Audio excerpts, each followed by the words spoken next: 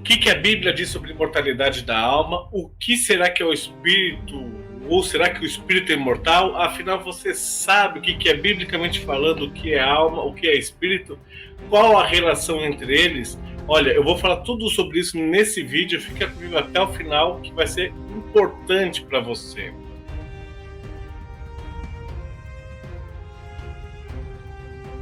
Primeira coisa que todos nós sabemos é que fisicamente nós somos mortais. Todo mundo sabe que um dia vai morrer, não tem dúvida sobre isso.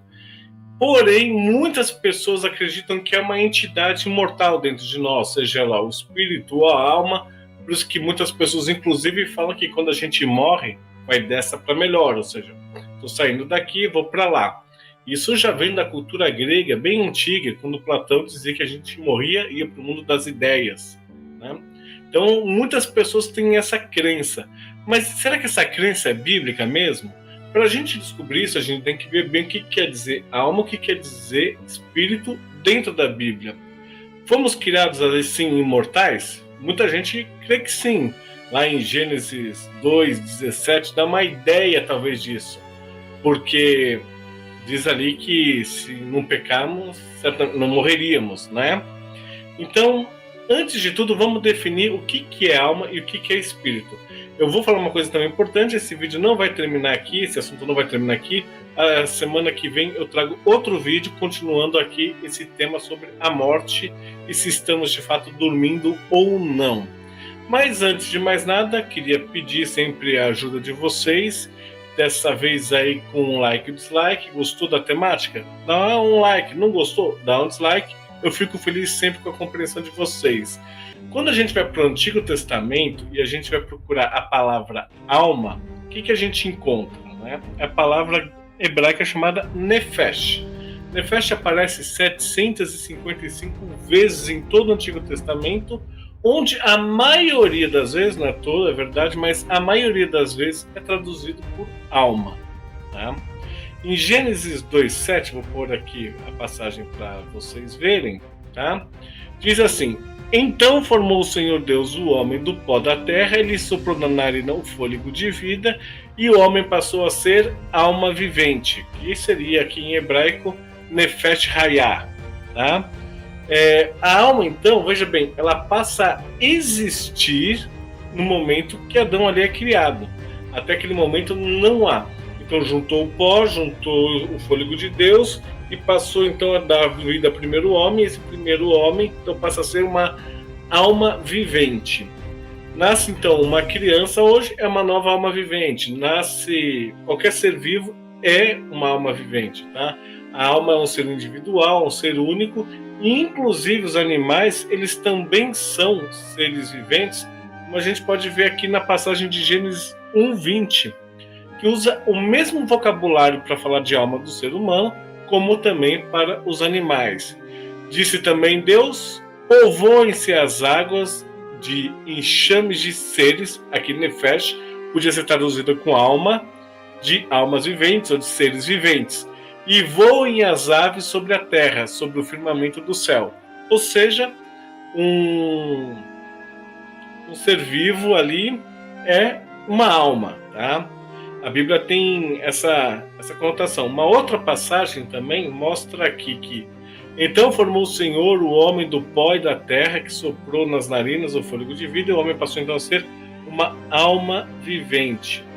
Então, ressaltando, o homem passou a ser a alma vivente. Nefesh, ele também é traduzido aí 119 vezes pela palavra vida, tá bom? Ou seja, Nefesh pode ser vida. Então, às vezes eu vejo na igreja, um pastor pode falar assim: hoje vamos batizar 3 almas. O que ele está falando? Vai pegar 3 fantasmas e batizar eles? Não está falando isso. Ele está falando que vai pegar 3 pessoas e batizar essas pessoas. E não 3 espíritos, 3 fantasmas, ou você imaginar, tá? 3 pessoas. Então, quando eu falo assim, nossa, olha só, 5 almas estão perdidas. Eu não estou falando que tem 5 fantasmas perdidos, espíritos perdidos, ou coisa parecida. Então, tem 5 pessoas perdidas. Isso segundo aí a cultura hebraica, a palavra hebraica, tá bom?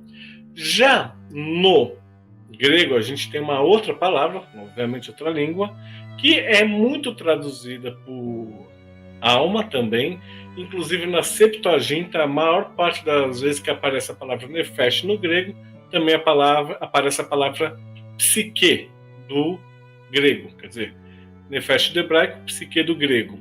Tá?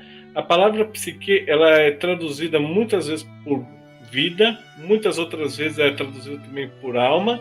E aqui em Atos 7,14 a gente pode dar uma lidinha, né? Atos 7,14 diz assim: então José mandou chamar Jacó, seu pai, e toda a sua parentela, isto é, 75 pessoas, ou psique. Você veja que tem o mesmo sentido que o nefesh do Antigo Testamento. O que eu quero dizer com isso? Tanto nefesh como psique, geralmente está se falando de alma ou um ser vivo, uma pessoa, tá? Um ser individual. Se eu falar 5 almas, 5 pessoas, 5 psiques, 5 pessoas. Se eu falar 5 almas, 5 pessoas, 5 vidas, é psique ou nefesh no grego e hebraico, respectivamente. Tá bom? A alma, ela está sempre associada então com a vida no corpo. A partir do momento que eu tenho corpo físico, a alma também passa a existir. A gente não tem nenhuma passagem da Bíblia que dê uma referência a uma alma como um ser espiritual, etéreo, como a gente imagina um fantasma, coisa parecida, tá? Eu e você aí somos uma alma vivente. Isso é o que a Bíblia diz sobre a palavra alma, tá bom? E então vamos para a segunda palavra, que é ruá, tá? Ruá, ela significa espírito, ou ruá, depende da tua pronúncia, tá? No Antigo Testamento, a palavra hebraica ruá, ela significa espírito. Ruá, ela tem aquele sentido de fôlego, ela também pode ser algumas vezes traduzida por vento, mas grande parte das suas traduções é espírito. Eu vou pegar aqui mais algumas passagens aqui para vocês verem como ela é usada. Diz assim, ali em Ezequiel 37:5: assim diz o Senhor Deus a estes ossos: eis que farei entrar em vocês o espírito, ou seja, o ruar, e vocês viverão. Ou seja, se Deus enviar o espírito, o ruar, a gente passa então a viver. Ali haviam apenas ossos. Uma outra passagem que vai simbolizar também o jeito que o ruar é feito diz assim: então Deus se lembrou de Noé e de todos os animais selvagens e de todos os animais domésticos que estavam com ele na arca. Deus fez soprar um vento, o ruar, sobre a terra, e as águas começaram então a abaixar, tá? Então ali a gente vê o ruar como vento. Mas a gente vê também, pode ver lá em Juízes 15:19, que lá é traduzido mais como espírito.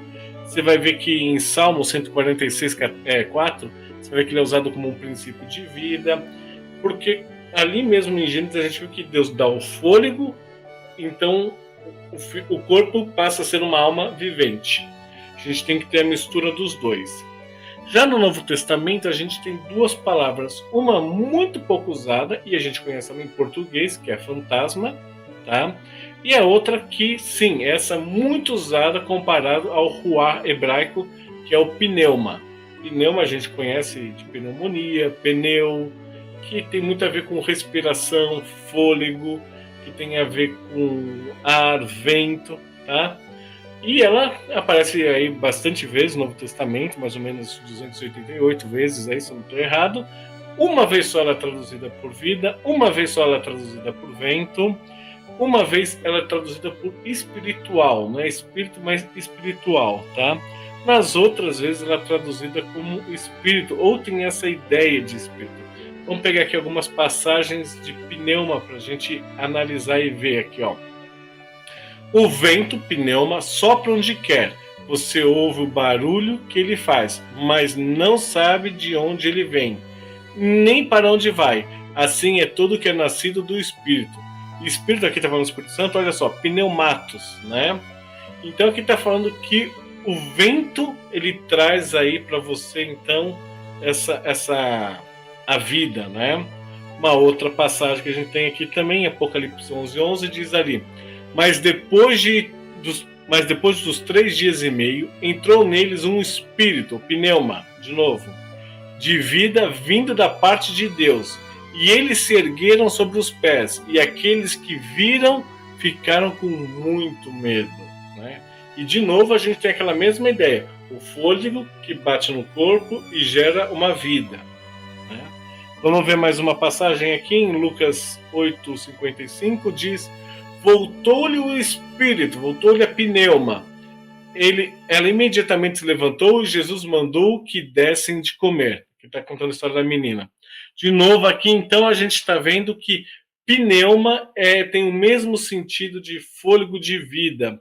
Nunca foi, tanto pneuma como ruar, nunca foi usado para falar de uma vida consciente, de um espírito que está pairando por aí. As duas palavras aí, que seja espírito e alma, elas nunca tiveram essa conotação. Ainda mais o seguinte, isso aqui é um ponto que tem que ressaltar. A gente fala muito de imortalidade. Tá? As pessoas acreditam que quando eu morro, meu corpo morre, mas o meu espírito ou minha alma vai para algum lugar.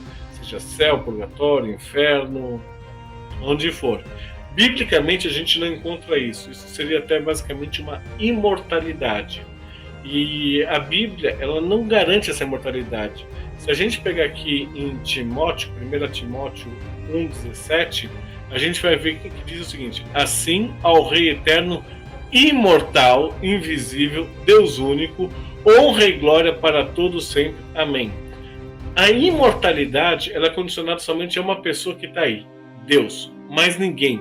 Ninguém na Terra tem essa imortalidade. Somente Deus. Nenhuma outra criatura tem.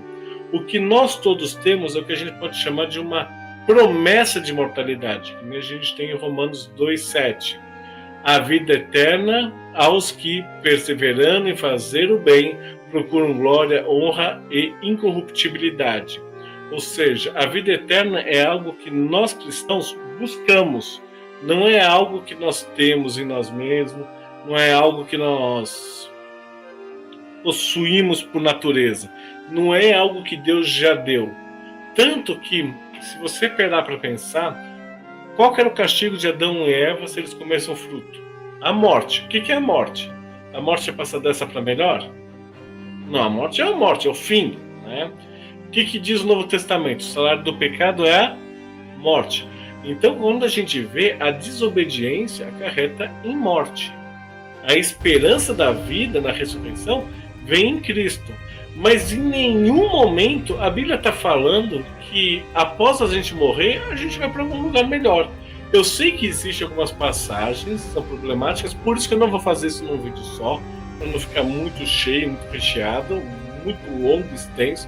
De repente nem todas as pessoas vão chegar até esse ponto, mas eu vou resolver essas passagens sim. Se você conhecer alguma passagem que diz: não, Thomas, olha, aqui está falando que existe vida pós-morte, coloca aqui no comentário aqui embaixo para mim, comenta, porque eu vou ver se existe essa vida pós-morte ou não, tá bom?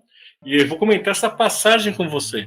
Para mim é muito interessante aprender com vocês que estão aí participando da live, tá bom? Participando do vídeo, assistindo pós-live. Isso aqui me ajuda bastante. Uma coisa que antes eu não posso esquecer de falar, antes de terminar aqui o vídeo, tá? Dar uma informação. Não se esquece de se inscrever no canal. É muito importante, o canal está no começo. Já temos aí mais de 2.000 inscrições. Tem uma meta de bater ainda agora, até o final do mês de março, se Deus quiser, bater os 10.000 inscrições. Eu conto com a ajuda de vocês. E, gente, preciso muito fazer esse canal crescer, porque eu quero levar a mensagem, o evangelho, a Bíblia, para quanto mais pessoas no mundo, melhor, tá bom? Então, resumindo aqui, tá? O que é a alma? A alma é o ser vivo. Então, lá em Gênesis já mostra, né? E passou a ser uma alma vivente. O que é o espírito? É o fôlego de vida. Então, Deus pega o pó, dá o fôlego de vida do pó, e passamos a ser uma alma vivente. Aí vem uma questão: o que então acontece com os mortos? Aquelas pessoas que morrem. Você sabe o que acontece? Eu sei o que a Bíblia diz que acontece. A Bíblia deixa muito claro sobre isso. E eu vou fazer um desafio para você. Se você não se inscreveu, se inscreve e marca o sininho. Porque semana que vem eu vou fazer um vídeo só falando sobre isso. O que acontece com os mortos? Eles dormem? Eles estão no céu? Estão no inferno? Estão no purgatório? A gente vai resolver esse dilema biblicamente semana que vem, próximo domingo, e eu estou esperando vocês. Pessoal, agradeço quem ficou. Hoje foi uma live mais curta, né? 15 minutinhos.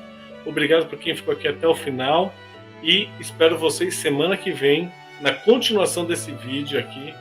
Obrigado, pessoal. Até mais.